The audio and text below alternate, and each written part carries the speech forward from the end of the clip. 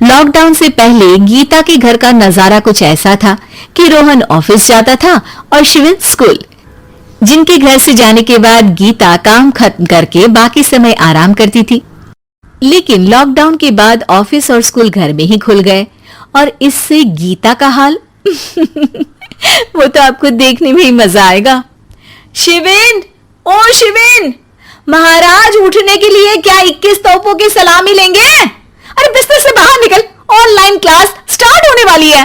अरे तुम भी हद करती हो, स्पीकर की तरह चिल्लाने की क्या जरूरत है? दिख नहीं रहा मेरी कॉन्फ्रेंस चल रही है। अब कैमरा और स्पीकर ऑन कर रहा हूं, मुझे कोई शोर नहीं चाहिए।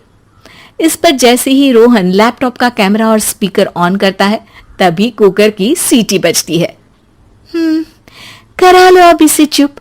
लॉकडाउन नहीं हुआ, मेरी मौत का फरमान जारी हो गया। दोनों बाप बेटे ने नाक में दम किया हुआ है। ऐसा बोलकर गीता वहां से शिविन के कमरे में पहुंच जाती है, जहां शिविन अभी भी सो रहा होता है। ओ आलसी, अब अगर 5 मिनट में नहीं उठाना तो आज तेरा गेम और यूट्यूब कैंसिल। मां की बात सुनकर शिविन बिना 1 मिनट गंवाए उठ खड़ा होता है। उठ गया, अभी नहाकर भी आता हूं। ये नाटक कहीं और, मुंह पर गीला कपड़ा मार और पढ़ने बैठ। शिविन की ऑनलाइन क्लास स्टार्ट हो जाती है, जिस पर गीता उसे वहां बिठाकर रसोई में चली जाती है। थोड़ी देर में उसे कमरे से कुछ आवाज सुनाई देती है, जिसे सुनकर वो कमरे में वापस आती है। हाय राम, तुझे क्लास अटेंड करने के लिए बोला था, कैमरा ऑफ करके बिस्तर पर नाचने के लिए नहीं बोला था। मम्मी मुझे कुछ समझ नहीं आ रहा, आप बाद में पढ़ा देना ना, वैसे भी अटेंडेंस तो लगी गई है। हाँ बेटा, जरूर बन जा, तो अभी से हम सबका बाप बन जा। अरे नहीं मतलब कहां से लाते हो इतना दिमाग, और पढ़ाई करते हुए ये चला कहां जाता है? नाइस क्वेश्चन, दिमाग से पूछकर बता दूंगा। शिविन की बातों से परेशान होकर गीता उसे मारने के लिए जैसे ही आगे बढ़ती है तभी वो कमरे से बाहर भाग जाता है। अब शिविन आगे आगे और गीता हाथ में चप्पल पकड़े उसके पीछे पीछे पूरे घर में दोनों घूम रहे होते हैं।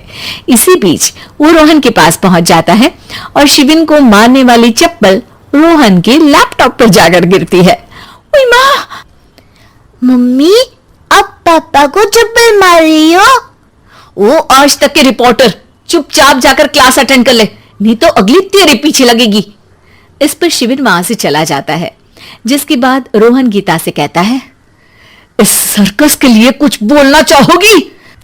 अरे क्या करूं, जब से तुम दोनों घर में रहने लगे हो, घर अपने आप ही सर्कस बन गया है और मैं तुम्हारी नौकर। कभी बेटी को संभालो तो कभी बाप के नखरे उठाओ।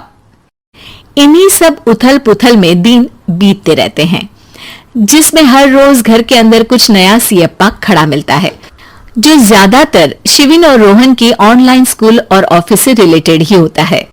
एक सुबह, शिविन चल उठ, आज की क्लास जल्दी है। कैमरा ऑफ करके आप अटेंड कर लो।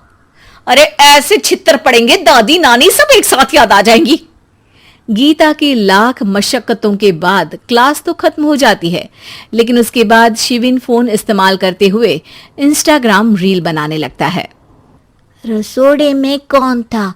तुम थी, मैं थी, कौन था? हाँ, मैं गरीब हूँ। अरे ओ गरीब के बेटे, आजा, मैं बनाती हूँ तुझे गरीब। मैं बताती हूँ रसोड़े में कौन था। पढ़ाई करने बोलो तो इनकी मां मर जाती है, और ये पागलपंतियां जितनी मर्जी करा लो। गीता शिविन को डांट रही होती है, तभी रोहन बीच में बोल पड़ता है।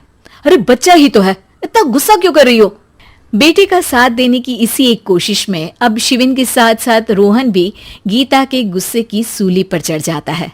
अगर बेटे पर इतना ही प्यार आ रहा है तो इसे क्लास अटेंड क्यों नहीं कराते, इसका होमवर्क क्यों नहीं कराते?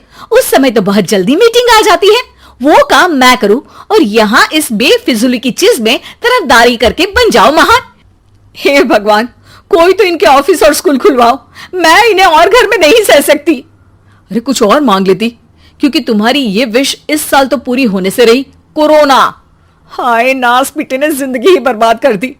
खाए कोई पचाए कोई, कल मुझे चुन चुन कर सबको मेरी बद्दुआ लगेगी।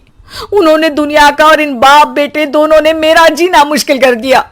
गीता वहां से चली जाती है, जिसके बाद रोहन शिविन से कहता है, अरे तुम्हारी मम्मी इतनी भड़की हुई क्यों है? आपकी वजह से पूरा समय घर में रहते हो और उस पर कोई काम कराने की जगह बस ऑर्डर देते रहते हो। अच्छा बेटे, सारा इल्जाम मुझ पर? पूरा दिन तो वो तुम पर ही चिल्लाती है। हाँ, मतलब दोनों का 50-50 है, कुछ करना पड़ेगा। वो कहते ना, make the best out of worst. I have an idea. वैसे तुम्हारी माँ सही कहती है, बहुत जुबान चलाने लगे हो, कम बोला करो।